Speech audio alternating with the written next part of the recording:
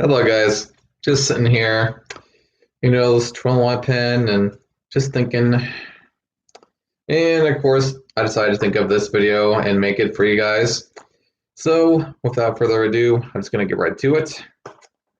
By the way, I got this off of Wikipedia, but, you know, going to the script, and I am now reading. So, the Realdoll is a life-size sex doll, if you don't already know that.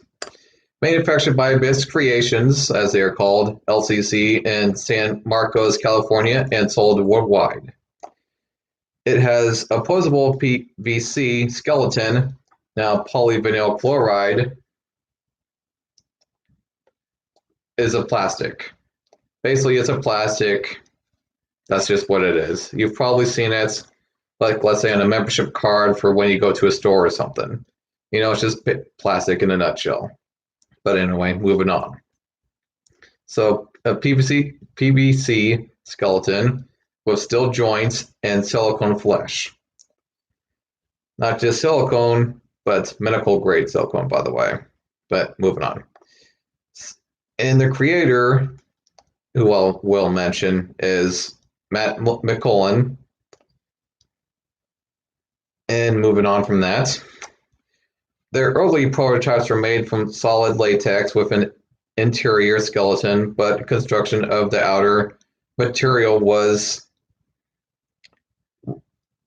switched to silicone, basically, in 2009.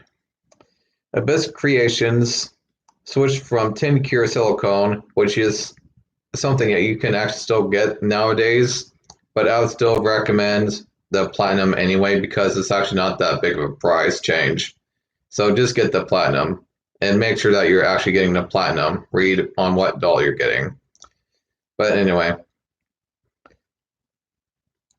which resulted in dolls that are less prone to tears and compression marks than older real dolls, basically.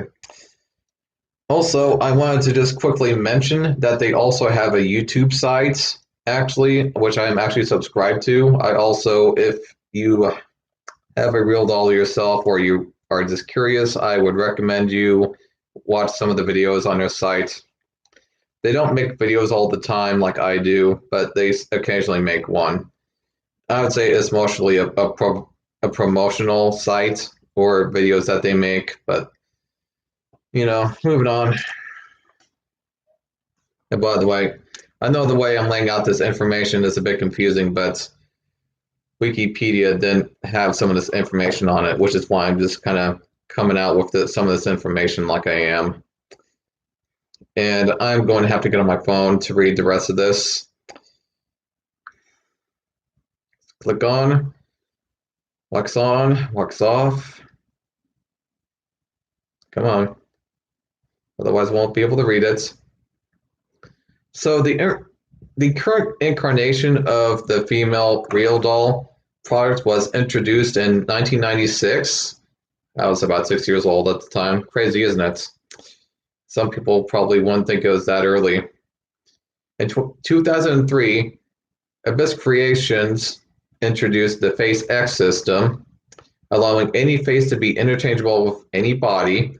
Multiple faces can then be attached once at a time to a single doll by the owner.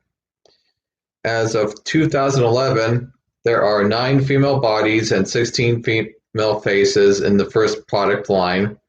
In 2009, the Realdoll 2 was introduced.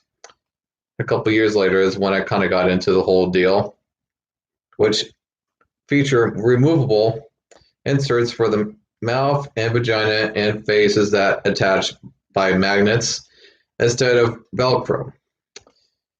The line started with 2 female bodies at 3 female faces, and as of 2013 offers 10 faces and 3 bodies of females. Another female body is in development phase. And we are like 2020 now, so I would say that's complete by now. You could say that this hasn't been updated in a long while, but without further ado, Charlie, the first male Realdoll, was retired in 2008. I think was created in the year 2006, but I'm not sure. But anyway, and replaced with 2 body types and 3 head types. Transgender dolls may also be purchased from the company, although these must be custom ordered, and which means it's going to cost you quite a bit of money to order one of these, because if you're custom making a doll of any kind, yeah. Ibis also sells silicone toys such as female torso products and dildos among the other offerings. Just like any other toy place, or sex toy place to say the least.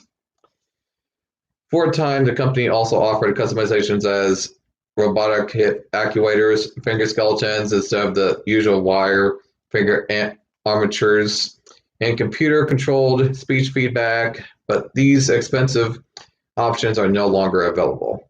Oh well, it happens. Some things just do not sell sometimes. They just don't. But in popular culture, in the recent past at least, it's becoming more and more relevant. But on Family Guy episode Boopa Dee Baba Bapa Dee, why they call it that, the Griffins pose as real dolls in order to re-enter the United States. Additionally, in the episode Take a Letter, Cleveland reveals that a large empty warehouse at the post office is in preparation for the near future when real dolls are more popular, in mail orders. And another mention, the mainstream Lars and the Real Girl, which I actually have the movie, by the way. I think it came out in the year 2007, but anyway, features a real doll as a second main character. It really does. It's an okay movie, I guess. Another mention, glamour and high fashion photographer Helmut Newton photographed real dolls. A sample can be found in his autobiography.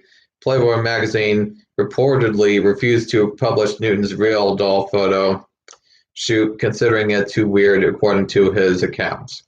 I mean, that's probably what they said to him, to say the least, but, they probably will never do that, by the way.